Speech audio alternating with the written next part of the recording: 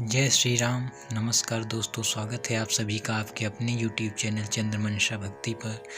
दोस्तों, आज की इस वीडियो में हम लोग उसके आगे का अध्याय पढ़ेंगे जहाँ तक हम लोगों ने पढ़ लिया है श्री रामचरितमानस। अगर दोस्तों आप वीडियो पर नए हैं तो कृपया इस वीडियो को लाइक करें और शेयर करें और चैनल को सब्सक्राइब कर लीजिए दोस्तों। और जो पिछले वीडियो हैं आप सारे देख लीजिए दोस्तों, तब जाके आपको ये सारे वीडियो समझ में आएंगे दोस्तों। और जो मेरे नए वीडियो आएंगे वो आप तक पहुंच जाएंगे। इसके लिए आप बेल आइकन भी ज़रूर प्रेस कर दीजिए दोस्तों। और अगर आप नए आए हैं तो प्लीज़ जाकर सारी वीडियो को देखते आइए, तब जाकर आपको ये सारी कथाएं आपको समझ में आएंगी दोस्तों और आपको अच्छा भी लगेगा। तो चलिए दोस्तों, शुरुआत करते हैं आज का अध्याय। तो दोस्तों, हम लोगों ने यहाँ तक पढ़ा है जब कामदेव ने अपनी माया रची और ऐसी माया रची कि उसके आवेश में समस्त जगत आ गया। यहाँ तक कि कोई भी ऋषि मुनि देवता मुनिगण सारे उसकी माया में फंस गए दोस्तों और काम के वश हो गई ये पूरी समस्त पृथ्वी, तीनों लोग। तो उसके आगे हम लोग पढ़ रहे हैं दोस्तों। सबके हृदय मदने अभिलाषा, लता निहारी न वहीं तरु शाखा, नदी उमगी अम्बुधि कहु धाई, संगम करहि तालाब तलाई। सबके हृदय में काम की इच्छा हो गई। लताओं बेलों को देखकर वृक्षों की डालियां झुकने लगी, नदियां उमड़ उमड़ कर समुद्र की ओर दौड़ी और ताल तलैया भी आपस में संगम करने मिलने जुलने लगी। दोस्तों, ऐसा प्रभाव हुआ काम का कि सब में काम की इच्छा हो गई दोस्तों। यहाँ तक कि वृक्ष, डालियां, नदी, समुद्र, पेड़ पौधे, वृक्ष, सारी जड़ चेतन जितने भी जीव थे दोस्तों, सब काम के वश हो गए। ऐसा प्रभाव उसने दिखाया। जहाँ असी दशा जड़न कई बरनी, को कही सकई सचेतन करनी, पशु पक्षी नभ जल थल चारी, भई काम बस समय विसारी।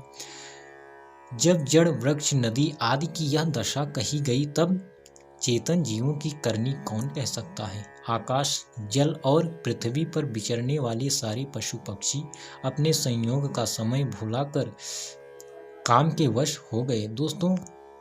ऊपर बताया गया है यहाँ पर वृक्ष, डालियाँ, पेड़ पौधे, पहाड़, नदी, तालाब, ये सब जड़ हैं और इनकी जब ऐसी दशा हुई है दोस्तों, तो जो जीव हैं, जो सचेत हैं, जो मनुष्य हैं, उनकी क्या दशा हुई होगी दोस्तों। आकाश, जल और पृथ्वी पर विचरने वाले सारे पशु पक्षी, सारे जीव अपना संभोग यानी संयोग का समय भूल गए दोस्तों और समय भूल कर वो काम के वश हो गए। उनको अब काम सता रहा है दोस्तों। मदन अंध व्याकुल सब लोका, निसी दिनु नहीं अवलो कहीं को का, देव धनुज नर किन्नर ब्याला, प्रेत पिशाच भूत बेताला। सब लोग कामांध होकर व्याकुल हो गए। चकवा चकवी रात नहीं दिन नहीं देखते।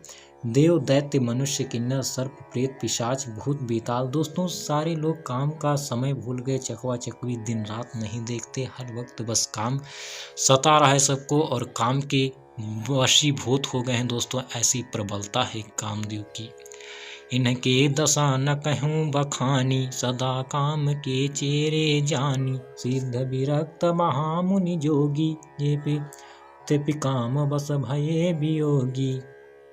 ये तो सदा ही काम के गुलाम हैं। यह समझकर मैंने इनकी दशा का वर्णन नहीं किया दोस्तों। देव, मनुष्य, किन्नर, सर्प, प्रेत, पिशाच, भूत, बेताल, ये सब तो काम के वशीभूत हैं दोस्तों, काम के गुलाम हैं। इनका वर्णन नहीं किया जा रहा है, उन लोगों का वर्णन किया गया है जिनको देखिए दोस्तों, सिद्ध विरक्त महामुनि और महान योगी भी काम के वश होकर योग रहित या स्त्री के विरह ही हो गए हैं दोस्तों। मतलब सारे सिद्ध मुनि, योगी, महान योगी दोस्तों काम के वश होकर योग रहित अर्थात उनका योग क्षीण हो चुका है और सभी स्त्री के विरही हो गए हैं, ऐसा उन्हें महसूस हो रहा है दोस्तों।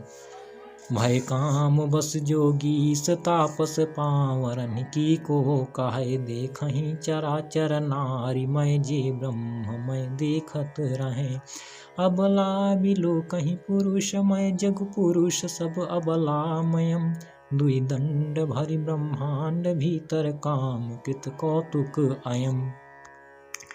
जब योगीश्वर और तपस्वी भी काम के वश हो गए तब पामर मनुष्यों की कौन कहे, जो समस्त चराचर जगत को ब्रह्ममय देखते थे वे सब उससे स्त्री में देखने लगे। स्त्रियां सारे संसार को पुरुष में देखने लगी और पुरुष उसे स्त्री में देखने लगे।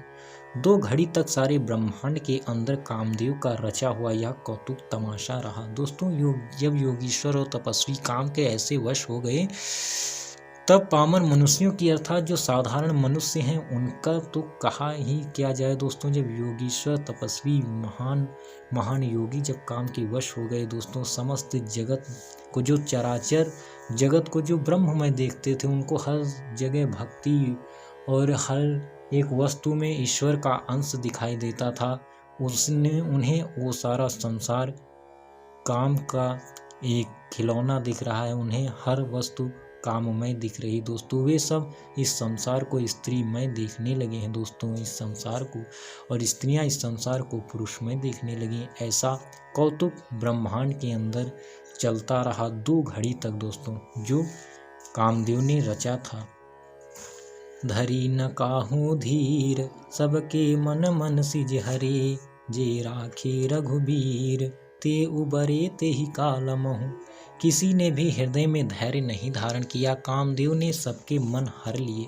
श्री रघुनाथ जी ने जिनकी रक्षा की केवल वे ही उस समय बचे रहे। दोस्तों कोई भी नहीं बचा, साधारण मनुष्य, ना कोई देवता ना महामुनि, कोई भी नहीं बचा, केवल वही बचे दोस्तों उस काम के प्रभाव से जो प्रभु श्री राम के अनन्य भक्त थे और जिनकी रक्षा प्रभु ने की, वही केवल बचे। उभय घरी यस कौतुक भयऊ, जो लगी काम शंभु पहि गयऊ। शिवहि बिलो की ससंख्यऊ मारू, भयऊ जथा तिथि सब संसारू। 2 घड़ी तक ऐसा तमाशा हुआ जब तक कामदेव शिव जी के पास पहुंच गया।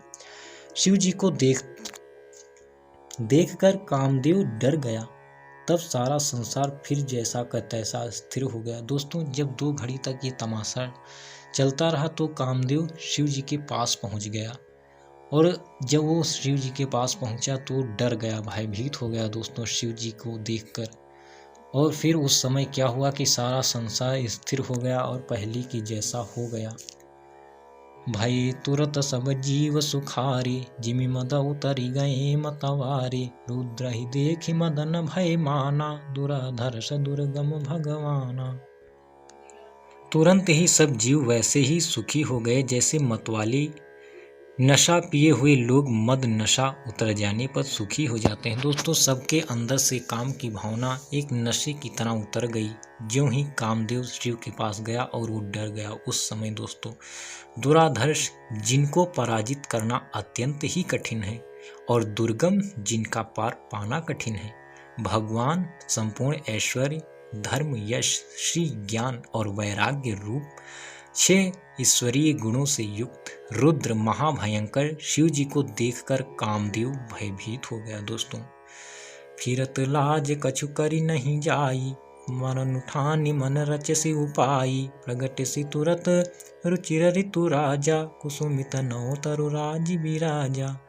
लौट जाने में लज्जा मालूम होती है और करते कुछ बनता नहीं। दोस्तों जब उसने देखकर डर गया वो कामदेव शिव जी को, तो उसने सोचा अगर मैं लौटता हूँ तो इसमें लज्जा आती है, उसकी बेइज्जती हो जाएगी, और उस समय उससे कुछ सूझ भी नहीं रहा कि अब किया क्या जाए। आखिर मन में मरने का निश्चय करके उसने उपाय रचा। तुरंत ही सुंदर ऋतुराज वसंत को प्रकट किया। फूले हुए नए नए वृक्षों की कतारें सुशोभित हो गईं। दोस्तों तब उसने क्या किया, ऋतुराज वसंत को प्रकट किया। वन उपवन बापिका तड़ागा, परम सुभग सब दिशा विभागा। जहाँ तहाँ जनोम गत अनुरागा, देखि मुयहु मन मन सिज जागा। वन उपवन बावली तालाब और सब दिशाओं के विभाग परम सुंदर हो गए। जहाँ तहाँ मानो प्रेम उमड़ रहा है, जिसे देखकर मरे मनों में भी कामदेव जाग उठा। दोस्तों ऐसा दृश्य हो गया उस समय कि वन उपवन बावली तालाब सारी दिशाओं में परम सुंदरता छा गई और हर जगह प्रेम उमड़ रहा है। जो मरे मन है उनमें भी कामदेव का जगाव हो जाता है, कामदेव जाग उठता है उनमें। जागई मनोभव मुएहु मन बन सुभगता ना परई कही, शीतल सुगंध सुमंद मारुत मदन अनल सखा सही। विकसे सरनि बहु कंज गुंजत पुंज मंजुल मधुकरा, कल हंस पिक सुख सरस रव करि गान नाचहि अप्सरा। मरे हुए मन में भी कामदेव जागने लगा। वन की सुंदरता कही नहीं जा सकती। काम रूपी अग्नि का सच्चा मित्र शीतल मंद सुगंधित पवन चलने लगा। सरोवरों में अनेकों कमल खिल गए, जिन पर सुंदर भंवरों के समूह गुंजार करने लगे। राजहंस, कोयल और तोते रसीली बोली बोलने लगे और अप्सराएं गा गा कर नाचने लगी। दोस्तों, कामदेव ने ऐसा दृश्य बनाया कि सबके अंदर काम जागने लगा और वन की सुंदरता भी ऐसी हो गई और काम को और अग्नि देने वाली, उसको और तेज करने वाली सुगंधित शीतल मंद हवा भी चलने लगी। सरोवरों में कमल, बहुत सारे अच्छे कमल भंवरें गुंजार कर रहे हैं। ऐसा सुहावना दृश्य हो गया जो काम की अग्नि को और प्रज्वलित कर दे और अप्सराएं भी गा गा कर नाचने लगी।